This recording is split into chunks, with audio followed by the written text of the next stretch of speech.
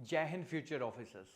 मैं सचिन शौकंद आप सभी का स्वागत करता हूं आपके अपने platform Manik Shah officers academy पे।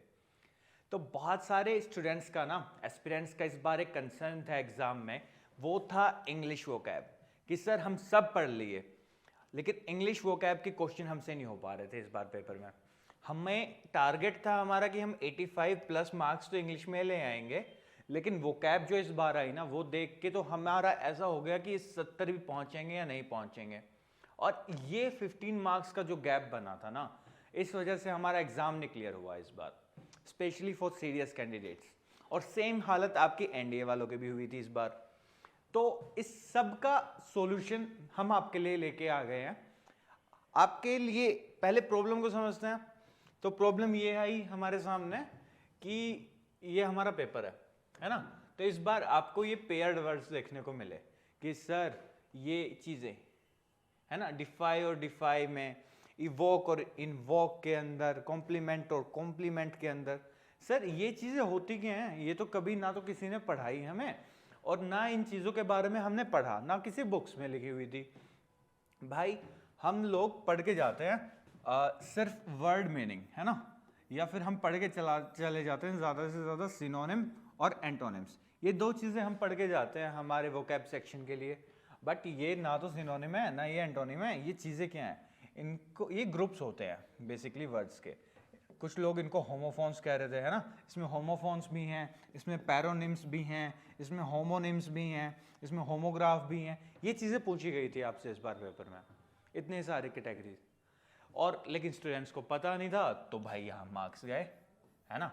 सेकंड दिक्कत उनको आती है, भाई ये सरप्राइज हमें मिला वहाँ पे पेपर में, व्हाट इज अल्बीबी, व्हाट इज कॉन्टिन्यूसली। ऐसे ही कॉन्टिन्यूसली और कॉन्टिन्यूली होती है एक चीज़।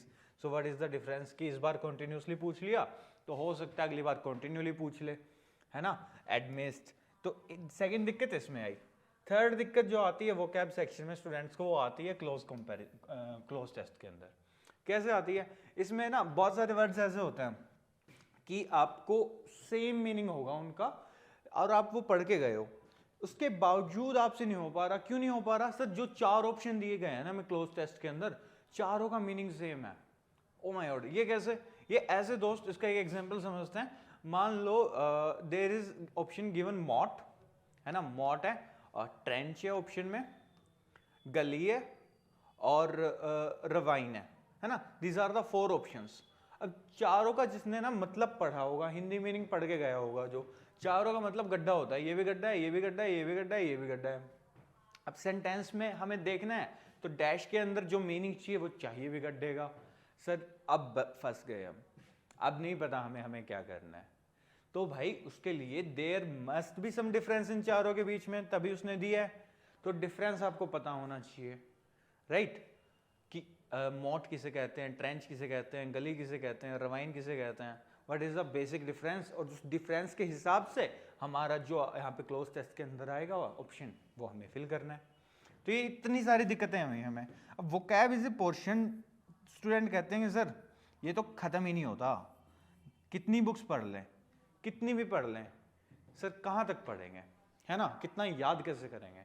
भाई दिक्कत इतनी सी है कि आप सही तरीके से नहीं पढ़े हो। क्यों नहीं पढ़े हो? आपको पढ़ाया नहीं गया सही तरीके से, इसलिए नहीं पढ़े हो। जितने यहाँ पे हमारे ये जो सरप्राइज मिला था ना हमें, ये वाला होमोनिम्स आए, पैरोनिम्स आए इस बार पेपर में, स्टूडेंट्स को तो यही नहीं पता होमोनिम्स होते क्या है, पैरोनिम्स होते क्या है। उन्हें होमोफोन्स पता है, सिनोनिम पता है, एंटोनिम पता है। तो अगर तुम्हें बेसिक ही नहीं पता तुम कैसे कर सकते थे? तो ये तो एक्सपेक्टेड भी नहीं था तुमसे करोगे। तो करना क्या है, व्हाट इज द सॉल्यूशन, है ना। तो सॉल्यूशन ये रहा भाई, आपकी vocab development.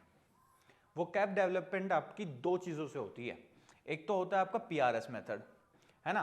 Sir PRS method हमने ये सुना है थोड़ा थोड़ा। प्रीफिक्स होते हैं सर रूट्स होते हैं, और सर सफिक्स होते हैं, है ना। प्रीफिक्स लग जाते हैं तो उससे हम थोड़ा सा आइडिया लगा सकते हैं वर्ड का, सही बात है, रूट से भी और सफिक्स से भी, ये बात बिल्कुल ठीक है। और ये मेथड काफ़ी यूजफुल होता है और इससे पढ़ना भी चाहिए। आप में से बहुत स्टूडेंट्स पढ़ के भी गए होंगे, लेकिन उसके बावजूद आपसे ये सारे क्वेश्चन नहीं हो पाए होंगे। क्यों? क्योंकि सिर्फ ये नहीं होता यार, this is one of the part of vocab development. ये आप अच्छा कर लेते हो, लेकिन आप सेकंड पार्ट को मिस कर जाते हो। सेकंड पार्ट कौन सा? सर ग्रुप्स के फॉर्म में भी स्टडी करनी होती है आपको। ग्रुप्स की फॉर्म में कौन से group sir? These are the groups, synonyms, antonyms, homophones, है ना, ये पता है ना ये तीनों तो क्या होता है। इसके अलावा पैरोनिम्स, होमोनिम्स, इपोनिम्स, होमोग्राफ। सर ये क्या होता है? भाई पैरोनिम्स होते हैं जिनका पेरेंट वर्ड या जिनका बेस वर्ड सेम होता है। जैसे अभी कॉन्टिन्यूसली और कॉन्टिन्यूली बोला था मैंने, there is a basic difference in both the terms. Homonyms क्या होता है? होमोनिम्स होते हैं जैसे there is a word room, है ना, रूम का मतलब कमरा भी होता है ना, रूम का मतलब स्पेस भी होता है, और रूम का मतलब कुछ और भी होता है। प्रोनाउंसिएशन भी सेम है, स्पेलिंग भी सेम है, बट मीनिंग अलग अलग है, तो उनको कहा जाता है होमोनिम्स। इपोनिम्स क्या होते हैं? जब आपके फिक्शनल कैरेक्टर्स को, है ना, यूज करते हैं हम एज ए वोकैब, तो उनको इपोनिम्स कहा जाता है। होमोग्राफ क्या होते हैं सर? होमोग्राफ होते हैं सेम वर्ड होता है, सेम स्पेलिंग होती है, लेकिन प्रोनाउंसिएशन अलग होगी, जिस रीजन से आपका वर्ड अलग हो जाएगा, उसका मीनिंग अलग हो जाएगा, है ना। तो ये सब चीजें भी आपको पढ़नी पड़ेंगे अगर आपको अपनी वोकैब करनी है बहुत बढ़िया। और कितनी बढ़िया करनी है हमें? हमें इतनी करनी है सर कि ये 85 तो कुछ रहे ही ना हमारे लिए इंग्लिश में। इंग्लिश में सबसे बड़ी दो चीजें, एक तो ग्रामर होती है, राइट, एक आपका आता है वोकैब। अगर आपका ग्रामर का मोस्टली लोगों का अच्छा है, अगर नहीं है तो भी उसके लिए पढ़ाएंगे। You will get rules, A set of proper rules, जो आपको आपके एग्जाम में एज इट इज देखने को मिलेंगे।